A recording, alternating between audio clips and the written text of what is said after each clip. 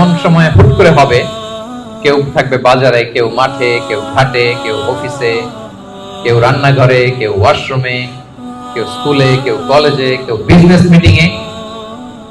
যখন কিয়ামতের বিভীষিকা শুরু হবে, ফাইদা বারিকাল বাসার, মানুষের চোখ ছানা বড়া হয়ে যাবে, চোখ ধাঁধিয়ে যাবে কিয়ামতের আতঙ্কে। ওয়া খাসাফাল কমার, চাঁদ এটা আলোহীন হয়ে যাবে, নিষ্ক্রিয় হয়ে যাবে। ওয়া জুমিআ আশ-শামসু ওয়াল কমার, চাঁদ সূর্য একটার সাথে একটা ধাক্কা লেগে মেসাকার হয়ে যাবে। কিয়ামতের বর্ণনা। ইয়াকুলুল ইনসানু আইনাল মাফার, সেদিন মানুষ বলবে পালাবার জায়গা কোথায়, পালাবো কোথায়? আইনাল মাফার, সেদিন পালানোর কোনো জায়গা আছে বলেন তো? আল্লাহ বলছেন ইয়াউমা তারাউনাহা তাযহালু কুল্লু মুরদিআতিন আম্মা আরদাআত ওয়া তাদউ কুল্লু যাতি হামলিন হামলাহা। কিয়ামতের অবস্থা এমন হবে যে কিয়ামতের বিভীষিকা যখন শুরু হবে, দুগ্ধপোষ্য বাচ্চাকে রেখে, বাচ্চাকে ফেলে দিয়ে মা দৌড়ে পালাবে। ব্রেস্ট ফিডিং মাদার যারা আছে, মানে যেই মা বাচ্চাকে দুধ খাওয়ায়, দেখবেন যে ওই বাচ্চাকে চোখের আড়াল করতে চায় না, কাছে কাছে রাখে না। কিন্তু কিয়ামতের বিভীষিকা এত ভয়ঙ্কর হবে, ওই মা দুধের বাচ্চাটাকে রেখে পালাবে। ওয়াতাদউ কুল্লু যাতি হামলিন হামলাহা, যত প্রেগন্যান্ট নারী আছে, 2 মাসের কনসিভ, 5 মাসের, 6 মাসের, 7 মাসের, half form baby, full form baby, মুহূর্তে সব ডেলিভারি হয়ে যাবে ভয়ের চোটে। ওয়াতারান নাসা সুকারা ওমা হুম বিসুকারা ওয়ালাকিন্না আযাবাল্লাহি শাদীদ, মানুষগুলো পাগলের মতো দৌড়াবে, পাহাড়গুলো তুলার মতো বিক্ষিপ্ত পতঙ্গের মতো নিক্ষিপ্ত হতে থাকবে, ছুটতে থাকবে। মানুষরা বলবে আইনাল মাফার, কই পালাবো? আল্লাহ বলেন কাল্লা লা ওয়াজার, সেদিন কোনো ঠাঁই নাই কারো, কোথাও পালানোর জায়গা নাই। ইলা রাব্বিকা ইয়াউমা ইযিনিল মুস্তাকার, সেদিন ঠাঁই দিতে পারবে শুধু একজন, তিনি কে? কিয়ামতের দিন আল্লাহর সুশীতল আরশের নিচে 7 শ্রেণীর ব্যক্তিকে আল্লাহ তাআলা ছায়া দিবেন। যেদিন আল্লাহর সুশীতল আরশের ঠান্ডা ছায়া ছাড়া ওই দিন আর কোনো ছায়া থাকবে। আমরা যেন ওই 7 শ্রেণীর অন্তর্ভুক্ত হতে পারি। আল্লাহ আমাদের তৌফিক দান করুক, আমরা পড়ি আমিন। আমার একটা লেকচার আছে, আল্লাহর সুশীতল আরশের নিচে ছায়া পাবে যে 7 শ্রেণীর ব্যক্তি, আপনারা শুনে নেবেন। তো আল্লাহ তাআলা বলছেন সেদিন আল্লাহর আশ্রয় ছাড়া কোনো আশ্রয় নেই। ইউনাব্বাউল ইনসানু ইয়াউমাইযিন বিমা কদ্দামা ওয়া আখার, সেদিন মানুষকে তার আমলনামা দেয়া হবে। আমলনামায় মানুষ সব দেখবে, যা করে এসেছিল তাও দেখবে, এবং দুনিয়াতে যা রেখে এসেছে তাও দেখবে। আমাদের ভালো কাজের ধারা দুইটা, একটা হচ্ছে এই যে এখন একটা ভালো কাজ করতেছি, সওয়াব চলে যাচ্ছে, তাই না? দান করলাম, আমলনামায় যুক্ত হচ্ছে, সালাত করলাম, আমলনামায় যুক্ত হচ্ছে। তো মারা যাওয়ার পরে ওগুলো তো আমি আগেই পাঠাই দিলাম। আরেকটা হচ্ছে মারা যাওয়ার পরেও কিছু আমলনামা জারি থাকে। আপনি কিছু সাদাকায়ে জারিয়া করেছেন, চলমান সাদাকা, বা ভালো কাজের আদেশ দিয়েছেন, কোন একটা ভালো কাজ করার ব্যাপারে মানুষকে উদ্বুদ্ধ করেছেন। আপনি দুনিয়াতে নাই, কিন্তু আপনার কথা শুনে ইন্সপায়ার্ড হয়ে যারা ভালো কাজ করেছে তার একটা পার্সেন্টেজ সওয়াব কিয়ামত পর্যন্ত, এটা যদি দুনিয়াতে জারি থাকে, আপনার এই আমলনামাও জারি থাকবে।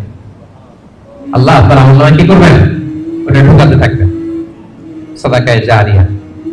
অনুরূপ ভাবে গুনাহে জারিয়াও আছে, এটা দুই ধরনের, একটা সাদাকায়ে জারিয়া আর একটা গুনাহে জারিয়া। এমন পাপ কাজ আপনি শিখাইছেন জগৎবাসীকে, তারা আপনি চলে যাওয়ার পরে ওই পাপ কাজ করতেছে, তাইলে ওই পাপের একটা পার্সেন্টেজ আপনার আমলনামায় যুক্ত হয়ে যাবে। তো আমলনামা আল্লাহ তাআলা দিবেন আমাদেরকে, ঠিক আছে, এবং দিয়ে বলবেন ইকরা কিতাবাকা কাফা বিনাফসিকা আল-ইয়াউমা আলাইকা হাসিবা, পড়ো তোমার আমলনামা তুমি পড়ো। যদি আমরা প্রত্যেকে আমাদের নিজেদের ব্যাপারে ভালো জানি, আমাদের কার কি অবস্থা জানি না। আমি যদি পাপ করি, জুলুম করি, অন্যায় করি, খারাপ কাজ করি, সমাজে যে লোকটা করে তার নিজের একটা জানা আছে না, জানাশোনা আছে না নিজের ব্যাপারে? তার যে কি হইতে যাচ্ছে কিয়ামতের দিন, তার তো একটা হিসাব আছে, কি বলেন? আর যে খুব আল্লাহওয়ালা, নামাজি, মুত্তাকি, নেককার, তার একটা হিসাব আছে না? তার একটা হিসাব আছে, ইনশাআল্লাহ আমি আমার সব ভালো কাজের প্রতিদানগুলো জমা হচ্ছে আমার, আমি আল্লাহর কাছে পাই টু পাই, বুঝে বুঝে পাবো এর রিওয়ার্ড, এর প্রতিদান। তো আল্লাহ বলবেন বালিল ইনসানু আলা নাফসিহি বাসীরা, মানুষ নিজেই তার ব্যাপারে ভালো করে জানে, যদিও আমলনামা দেয়া হবে কিন্তু প্রত্যেকেই তার ব্যাপারে ভালো করে জানে। এইভাবে এই প্রথম 15 আয়াতে আল্লাহ তাআলা কিয়ামতের বিভীষিকাময় পরিস্থিতির কথা তুলে ধরলেন। 5টা সেকশনের প্রথম সেকশন, বড় সেকশনটা আমরা কভার করলাম। সবার কাছে ক্লিয়ার হয়েছে তো? আচ্ছা, দ্বিতীয় সেকশনে কি বলছিলাম? যে ওহীর প্রতি রাসূল সাল্লাল্লাহু আলাইহি ওয়াসাল্লামের ভীষণ আগ্রহ ফুটিয়ে তোলা হয়েছে 4টা আয়াত। এই আয়াতগুলো যখন নাজিল হচ্ছিল রাসূল সাল্লাল্লাহু আলাইহি ওয়াসাল্লাম সাথে সাথে পড়তেছিলেন। জিবরাইল আলাইহিস সালাম যখন নাজিল করে উনি পড়তে আরম্ভ করেন। কেন? উনি ভাবতেছেন যদি ভুলে যাই। কোন ভাবনা থেকে? যদি ভুলে যাই, সাথে সাথে মুখস্থ করতেছেন। তো আল্লাহ তাআলা আয়াত নাজিল করলেন যে নবী, যখন আমি কোরআনের আয়াত নাজিল করি সাথে সাথে আপনি তড়িঘড়ি করে আয়াত করবার জন্য পড়া শুরু করবেন না। আপনি শান্ত থাকুন, নীরব থাকুন, কেবল ঠায় তাকিয়ে থাকুন আর শুনুন। মুখস্থ করায় দেওয়ার দায়িত্ব আমি আল্লাহ নিয়ে নিলাম। কোরআনের একটি শব্দ, একটি অক্ষর আপনি ভুলবেন না। সবগুলোই আমি আল্লাহ নিজ কুদরতে আপনাকে মুখস্থ করাই দেব। এবং রাসূল সাল্লাল্লাহু আলাইহি ওয়াসাল্লাম মুখস্থ করেছেন, ঠিক কি না? বলেন তো, পৃথিবীর সর্বপ্রথম কোরআনের হাফেজ কে ছিল? বলেন। মুহাম্মদ রাসূলুল্লাহ সাল্লাল্লাহু আলাইহি ওয়াসাল্লাম। ওনার উপরে তো কোরআন নাজিল হয়েছে। তো ওনার আগে কে কোরআনের হাফেজ হতে পারবে? পারবে কেউ? তিনি ছিলেন প্রথম হাফেজ। তো ওনাকে আল্লাহ তাআলা স্বয়ং নিজ দায়িত্বে মুখস্থ করে দিয়েছেন।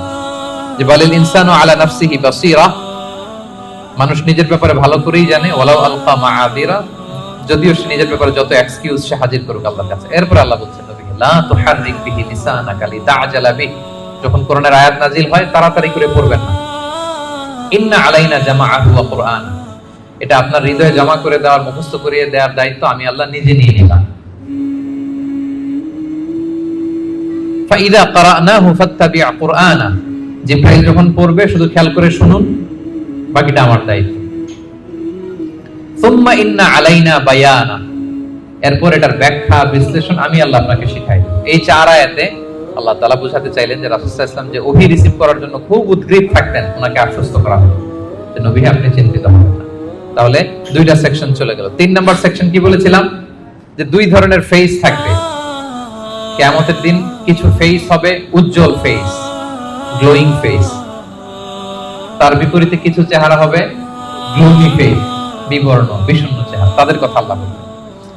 আল্লাহ বললেন, কাল্লা বাল তুহিব্বুনাল আজিলা, বরং তোমরা এই দুনিয়ার জীবনকে বেশি প্রাধান্য দাও।